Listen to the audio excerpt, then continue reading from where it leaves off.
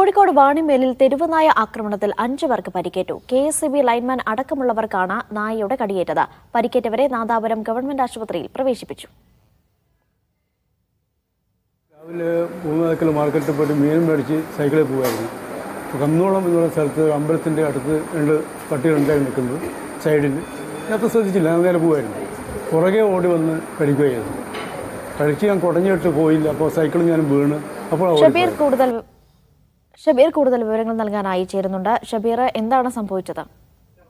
അനീഷ, വാണിമേൽ വെള്ളിയോട് പള്ളിക്ക് സമീപമുള്ള റോഡിൽ വെച്ചാണ് 5 പേർക്ക് ഇന്ന് രാവിലെ തെരുവ് നായയുടെ കടിയേറ്റത്. രാവിലെ 7 മുതൽ 8 വരെയുള്ള സമയത്ത് 1.5 മണിക്കൂറിനിടെയാണ് 5 പേരെ ഈ തെരുവ് നായ ആക്രമിച്ചത്.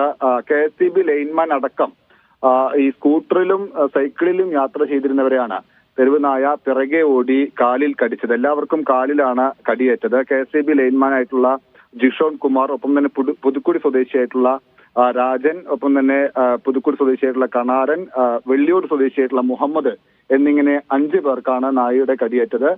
ഇവരെല്ലാവരും തന്നെ നാദാപുരം ഗവൺമെന്റ് ആശുപത്രിയിൽ ചികിത്സ തേടിയിട്ടുണ്ട്. എല്ലാവരുടെയും കാലിലാണ് കടിയേറ്റത്. നേരത്തെ പറഞ്ഞതുപോലെ സ്കൂട്ടറിൽ യാത്ര ചെയ്യവേ പിറകെ ഓടി നായ കാലിൽ കടിക്കുകയായിരുന്നു എന്നാണ് കടിയേറ്റവർ പറയുന്നത്. ആരുടെയും പരിക്ക് അത്ര ഗുരുതരമുള്ള പരിക്കല്ല. പക്ഷേ ഈ പ്രദേശത്ത് സ്ഥിരമായി തെരുവുനായ ശല്യം, ആക്രമണം ഉണ്ടാകുന്നുണ്ട് എന്നാണ് നാട്ടുകാരുടെ പരാതി. അനീഷ.